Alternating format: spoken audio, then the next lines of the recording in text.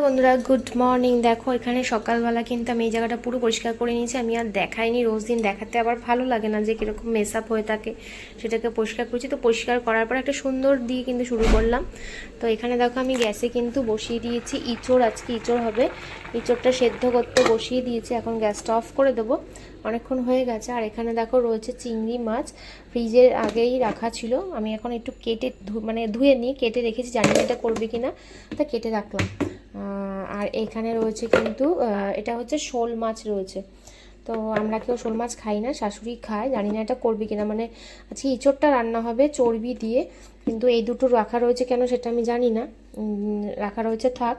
আর এখানে চাল ভেজানো রয়েছে, আর এখানে উচ্ছে আজকে ভাজা হবে। তো আমি জায়গাটা ভালো করে পরিষ্কার করেছি, নিচটাও কিন্তু পুরোটা ক্লিন করেছি। তো এখন সকাল থেকে ব্লগটা এটা দিয়ে শুরু করলাম, চলো দেখতে থাকো। টেবিলটাও কিন্তু পরিষ্কার করে নিয়েছি। আমার বড়মশাইকে দেখো সকালবেলায় ঘুম থেকে উঠেই কিন্তু এখন ফোন নিয়ে বসে গেছে। ফোনেই ওর কাজ বলছে। আচ্ছা, তোমাদের ফোনের দোকানে কোনো কাজ থাকলে এসটিডি বুথে তাহলে জানিও, ও করবে, তাই তো?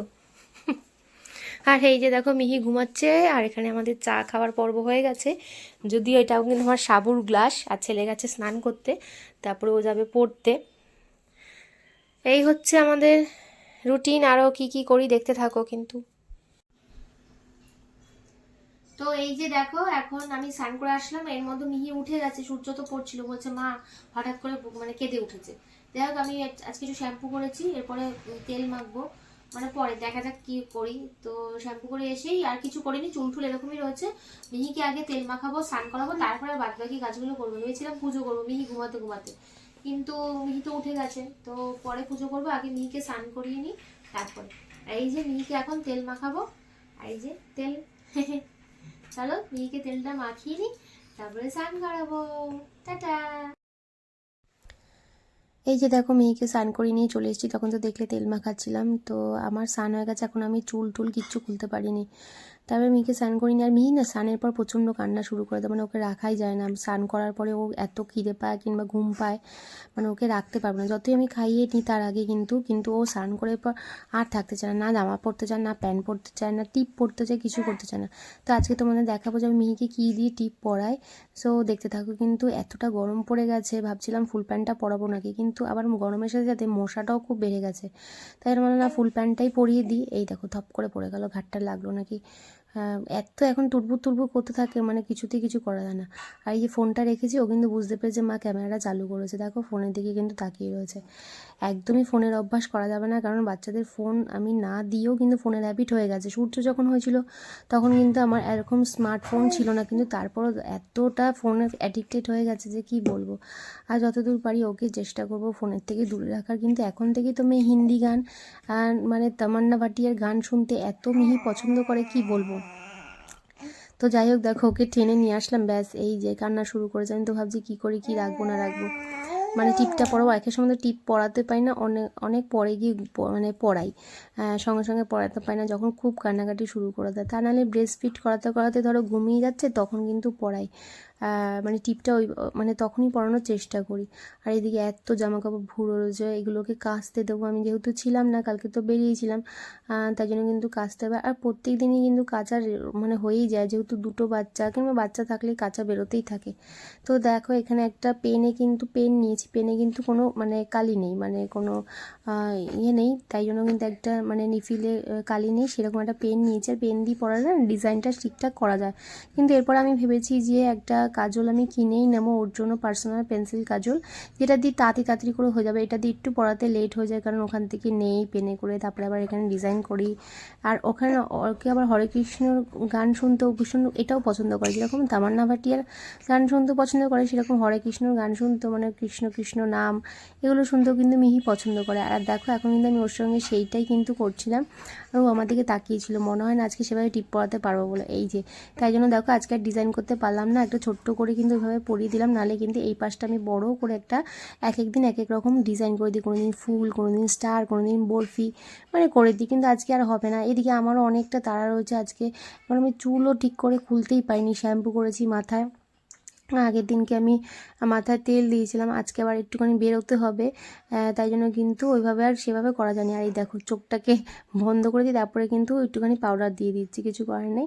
আর ওই যে ক্যান্ডিড ডি এই পাউডারটা কিন্তু ওকে আমি ইউজ করি, এই পাউডারটা কিন্তু ভীষণ ভালো র্যাশের জন্য আর ছোটো নিউবর্ন বেবিদের জন্য। আর নিউবর্ন বেবিকে কিন্তু সবসময় কিন্তু এই যে গরম পড়ছে এখন কিন্তু পাউডার দিয়ে কিন্তু রাখতে হবে। আর মিহি যেহেতু গলার ভাঁজটা অনেকটা ছোটো, তাই জন্য ওর গলাটা না ভীষণ চাপা চাপা টাইপের। আর সাবধানে রাখতে হয় যাতে কিছু এখনও মানে যাতে ওখানটা কোনো মানে না হয়, ইনফেকশান না হয় সেই জন্য স্কিনে। তো দেখো এই যে তোমাদের বলছিলাম এখনও মাথায় শ্যাম্পু করেছি, মাথার এখনও চুলে টাওয়ালটা আমি খুলতে পারিনি, কান্না পেয়ে যাচ্ছিলো আমার, কারণ চুলটা না তারপরে না মুখটা কীরকম হয়ে যায়, চুলগুলো খাড়া খাড়া হয়ে থাকে। তারপরে এখন আমার অনেক কাজ বাকি। এই যে ফাইনালি দেখো আমার পুজো মেন যে জিনিসটা দেখো আমি এখনও ঠিক করে জাস্ট একটুখানি হালকা করে সিঁদুর ছুঁয়ে চলে এসেছিলাম। আর মিহি না কারোর কাছে থাকতে চায় না এখন, ওর ঠাকুমার কাছে, বাবার কাছে, ওরা বেশিক্ষণ নিজেরা রাখতেও পারে না, তাই জন্য ওকে নিয়েই চলে আসলাম আজকে পুজো দেবো। না এইভাবে কিন্তু অভ্যাস করতে হবে, নাহলে আমার অনেক কাজে কিন্তু লেট হয়ে যায়। তা দেখো মিহিকে নিয়ে পুজো করতে বসেছি, কিন্তু মিহি কিন্তু দুষ্টামি করেনি, সুন্দর আমার কোলে বসে পুজো দেখেছে, পুজো করেছে আমার সাথে। কিন্তু ঘন্টা বাজাতে গিয়ে কিন্তু প্রচণ্ড ভয় পেয়ে যাচ্ছিলো, ঘন্টাটাকে ধরে ধরে বাজাচ্ছিলো। আর কিছুতেই কিন্তু ঘন্টা যেই একটুখানি জোরে বাজানো হচ্ছে তারপরে কিন্তু ভয় কিন্তু উঠে দাঁড়িয়ে দাঁড়িয়ে পড়ছিলো, কিন্তু ঘন্টা বাজানোটা একটু ভয় পাচ্ছিলো, ভাবছে এটা আবার কি, এটা আবার কি। তো যাই হোক আমি চেষ্টা করছিলাম মিহিকে নিয়ে পুজো দেওয়ার জন্য, তো ও একদমই বিরক্ত করেনি, ভালো মতন আমাকে পুজো করতে দিয়েছে। আর ঠাকুরকেও কিন্তু ও নম করেছে, প্রণাম করেছে, আর দেখছিল যে এইটা একটা নতুন একটা ওর এক্সপিরিয়েন্স হলো, এই ঠাকুর ঘরে ও প্রথমবার আসলো, প্রথমবার ঢুকলো। তো একা কোলে নিয়ে আমারও কিন্তু এটা ফার্স্ট টাইম মিহিকে কোলে নিয়ে ঠাকুর ঘরে পুজো দেওয়া, বলতে পারো নতুন একটা এক্সপিরিয়েন্স হলো যে কীভাবে পুজো করতে হবে। তবে হ্যাঁ সাবধানে পুজো করতে হয়েছে, যেহেতু দেখো এখানে ধূপধুনো জ্বালিয়েছি, তারপরে আমি বটিতে আবার শাগালুও কেটেছিলাম, একদমই সাবধানে কাজটা করতে হয়েছে। দেখো বটি ছাড়া ফল মানে যেহেতু লেবু কলা এগুলোই আমি চেষ্টা করেছিলাম দেওয়ার জন্য, তারপরে কিন্তু একটা শাগালু দেখলাম নষ্ট হয়ে যাচ্ছে, তাই ওটা দিয়ে দিলাম। আর মিহি দেখো এখানে সুন্দর করে কিন্তু ঠাকুরকে প্রণাম করছে যে পুজোটা দেবে বলে। তারপরে এখন আমি বসে গেলাম গুরুর নাম নিতে, কারণ গুরুর নাম তো নিতেই হবে। আর মিহি আবার এদিকে তাকিয়ে ব্যাস পেয়ে গেছে, ও ক্যামেরা খুঁজে পেয়ে গেছে যে মা এখানে ক্যামেরা চালু করে দিয়েছে।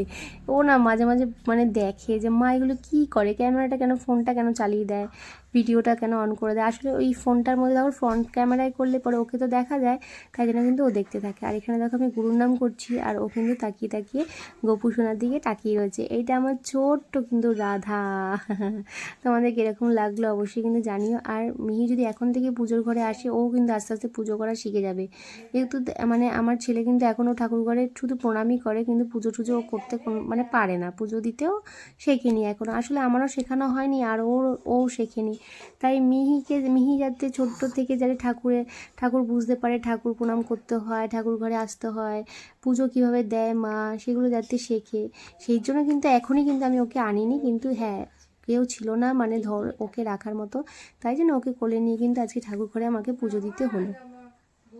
তারপর ওর সঙ্গে কথা বলছিলাম, কথা বলতে বলতে আজকে কিন্তু আমার বড়মশাই রান্না করছে, চলো রান্নাঘরে দেখাই কি রান্না করছে। এই যে দেখো রান্না হচ্ছে আজকে চর্বি উইথ মেটে দিয়ে।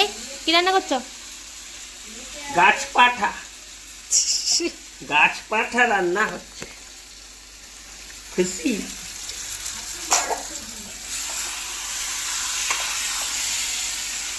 রান্না করছে বর, টেস্টি টেস্টি রান্না।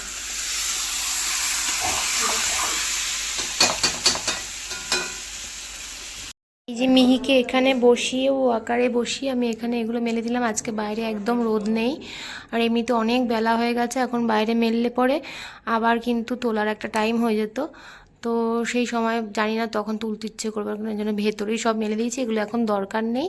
আর ওই যে প্যান দুটো দেখছো ওগুলো কিন্তু মা কালকে মিহিকে দিয়েছে, মিহির জন্য এনেছিল প্যান দুটো, আর এগুলো সব ধুয়ে দিলাম কালকে যেগুলো পড়ে গেছিলো মায়েদের বাড়িতে। এই যে ম্যাডাম এখানে বসে বসে আঙুল খাচ্ছে। তো চলো ততক্ষণে আমি না দেখি কাঁধে নাকি করে নিয়ে আসি, জামা কাপড়গুলো নিয়ে আসি ছাদে। ছাদে অনেকগুলো জামা কাপড় রয়েছে মেলা, সেগুলো নিয়ে একদম রোদ ওঠেনি আজকে। অলরেডি কান্না করছি, দেখো আমার জামা কাপড় তোলা হয়ে গেছে হাতে, আর দেখো একদম থাকে না এখন। ওই দেখো কি কি কি হয়েছে? কি বলো, কি হয়েছে বলো, কি হয়েছে তোমার? কাঁদছো কেন? মশা, মস্কিউটো? চলো আজকের মতন নিচ্ছি নিচ্ছি নিচ্ছি নিচ্ছি নিচ্ছি নিচ্ছি নিচ্ছি নিচ্ছি নিচ্ছি নিচ্ছি নিচ্ছি নিচ্ছি